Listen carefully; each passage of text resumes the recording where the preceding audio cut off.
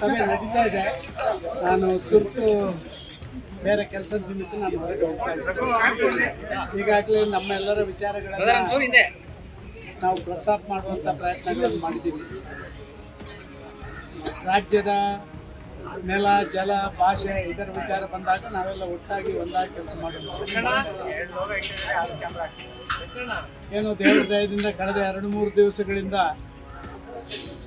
ಕಬಿನಿ ಭಾಗದಲ್ಲಿ, ವಯನಾಡು ಭಾಗದಲ್ಲಿ ಮಳೆಯಾದ ಕಾರಣ ನೀರು ಓವರ್ಫ್ಲೋ ಆಗಿ ಹೋಗ್ತಾ ಇರುವಂಥದ್ದು. ನಾವು ಕೊಡಬೇಕಾದಂಥ ನೀರನ್ನು ವರ್ಣನೆ ದೇವರ ಕೊಟ್ಟ ಹಾಗೆ ಆದ ಕಾರಣ ಸ್ವಲ್ಪ ಮಟ್ಟಿನ ನಮ್ಮ ಆ ಒಂದು ಏನು ಗಂಭೀರತೆ ಇತ್ತು ಅದು ಕಡಿಮೆ ಆಗಿದೆ ಅಂತ ನಾನು ಭಾವಿಸ್ತಾ ಇದ್ದೇನೆ. ಅದು ಅಲ್ಲಿ ಪ್ರಸ್ತಾಪಗಳಾಯಿತು. ಆದರೆ ಕಾವೇರಿ ಜಲಾನಯನದಲ್ಲಿ ಇನ್ನೂ ಕೂಡ ಭಾರಿ ದೊಡ್ಡ ರೀತಿಯಲ್ಲಿ ನೀರಿನ ಕೊರತೆ ಇರುವಂಥದ್ದು.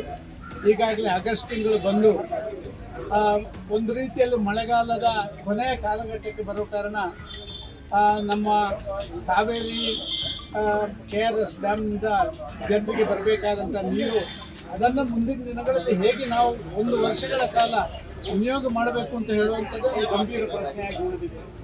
ಆದ ಕಾರಣ ಇವತ್ತು ನಾವು ಚರ್ಚೆ ಮಾಡುವಂಥ ವಿಚಾರಗಳಲ್ಲಿ ಅತ್ಯಂತ ಪ್ರಮುಖವಾದಂಥ ವಿಚಾರ ಒಂದು ಲೀಗಲ್ ಸೈಡಲ್ಲಿ ಇನ್ನೂ ಕೂಡ 7-8 ವರ್ಷ ಕಾವೇರಿ ಮ್ಯಾನೇಜ್ಮೆಂಟ್ ಅಥಾರಿಟಿ ಬಂದ ಮೇಲೆ ಕೂಡ ಒಂದು ಸರಿಯಾದ ಡಿಸ್ಟೆನ್ಸ್ ಫಾರ್ಮುಲಾ ಇನ್ನೂ ಆಗದಿರುವಂಥದ್ದು.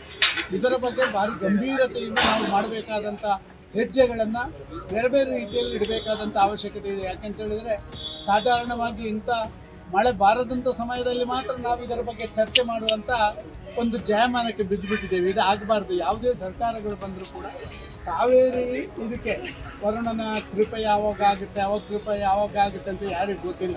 ಆದ ಕಾರಣ ಇದಕ್ಕೊಂದು ಶಾಶ್ವತವಾದಂಥ ಪರಿಹಾರವನ್ನು ಕಂಡುಹಿಡಿಯುವಂಥದ್ದಲ್ಲಿ ನಾವು ಪ್ರಯತ್ನಗಳನ್ನು ಮಾಡದೆ ಕೇವಲ ಯಾವುದೋ ಒಂದು ಸಂದರ್ಭದಲ್ಲಿ ನೀರಿನ ಕೊರತೆ ಆದಾಗ ತಮಿಳುನಾಡು ಕೋರ್ಟಿಗೆ ಹೋಗಿ ನಮಗೆ ನೀರು ಕೊಡಿ ಅಂತ ಹೇಳಿದಾಗ ಮಾತ್ರ ನಾವು ಹೆಜ್ಜೆ ಇಡುವಂಥದ್ದು ಇದು ಸಮಂಜಸ ಅಲ್ಲ ಅಂತ ಹೇಳುವಂಥದ್ದು ಎಲ್ಲರ ಮನಸ್ಸಿಗೆ ಬಂದಿದೆ. ಅದರ ಬಗ್ಗೆ ಒಂದು ಆಗಬೇಕು. ಎರಡನೇದಾಗಿ ಲೀಗಲಿ ಇವತ್ತು ತಮಿಳುನಾಡಿನ ಆ ಬೇಡಿಕೆಗಳನ್ನು ಒಂದು ರೀತಿಯಲ್ಲಿ ಕೇಂದ್ರ ಸರ್ಕಾರ ತಿರಸ್ಕಾರ ಮಾಡುವಂಥದ್ದು. ಈಗಾಗಲೇ ಮೇಕೆದಾಟಿನ ಬಗ್ಗೆ ಮತ್ತೊಂದರ ಬಗ್ಗೆ ಪ್ರಶ್ನೆಗಳು ಬಂದಂಥ ಸಂದರ್ಭದಲ್ಲಿ DMK ಸದಸ್ಯರು ರೈಸ್ ಮಾಡಿದಾಗ ಭಾರಿ ಕೇಂದ್ರ ಸರ್ಕಾರ ನೇರವಾಗಿ ರಾಜ್ಯ ಸರ್ಕಾರದ ಆ ಬೇಡಿಕೆಗಳು ಏನುಂಟು ಅದು ಸರಿ ಅಂತ ಹೇಳುವಂಥ ರೀತಿಯಲ್ಲಿ ಒತ್ತು ಕೊಟ್ಟದ್ದು. ಸುಪ್ರೀಂ ಕೋರ್ಟು ಇದಕ್ಕೆ ಪೂರಕವಾದಂಥ ಅವರದೇ ಜಾಗದಲ್ಲಿ ಅವರೇ ಆ ನೀರಿಗೆ ಶೇಖರಣೆ ಮಾಡುವಂಥದ್ದಕ್ಕೆ ನಿಮಗೆ ಯಾಕೆ ತಡೆ ಅಂತ ಪ್ರಶ್ನೆ ಕೇಳುವಂಥದ್ದು. ಇದನ್ನೆಲ್ಲವನ್ನು ಅತ್ಯಂತ ಗಂಭೀರವಾದಂಥ ಚರ್ಚೆಗಳನ್ನು ಇವತ್ತು ಮಾಡುವಂಥದ್ದು ಮಾಡ್ತಾ ಇದ್ದಾರೆ. ಗಂಭೀರ ಚರ್ಚೆಗಳನ್ನು ಮಾಡ್ತಾ ಇದ್ದೇವೆ. ಮುಂದಿನ ಬರುವ ಮಳೆಗಾಲದವರೆಗೆ ಇನ್ನು ಮಳೆ ಕಡಿಮೆ ಆದಂಥ ಈ ಸಂದರ್ಭದಲ್ಲಿ ನಾವು ಏನು ಮಾಡಬೇಕು ಅಂತ ಹೇಳುವಂಥದ್ರ ಬಗ್ಗೆ ದಿಟ್ಟ ಹೆಜ್ಜೆಗಳನ್ನು ಇಡಬೇಕು ಅಂತ ಹೇಳುವಂಥ ಆಲೋಚನೆಗಳನ್ನು ಮಾಡ್ತಾರೆ. ಮೇಕೆದಾಟು ವಿಚಾರದಲ್ಲಿ ಕೇಂದ್ರ ಸರ್ಕಾರ ಒಂದು ರೀತಿಯಲ್ಲಿ ಪರೋಕ್ಷವಾಗಿ ಎಲ್ಲ ರೀತಿಯಲ್ಲಿ ಕೂಡ ಕರ್ನಾಟಕದ ಪರವಾಗಿ ಇರುವಂಥದ್ದು ಕಂಡಿದ್ದೇವೆ. ಪಾರ್ಲಿಮೆಂಟ್ನಲ್ಲಿ ಕೊಟ್ಟಂಥ ಉತ್ತರ ಇರ್ಬೋದು ಅಥವಾ ಮೊನ್ನೆ ಸುಪ್ರೀಂ ಕೋರ್ಟ್ನಲ್ಲಿ DMK ಸದಸ್ಯರು ಹಾಕಿದಂಥ ಪಿಟಿಷನ್ನ ಮೇಲೆ ಬಂದಂಥ ಚರ್ಚೆಗಳಿರ್ಬೋದು, ಇದೆಲ್ಲವೂ ಕೂಡ ನಮ್ಮ ಪರವಾಗಿದೆ.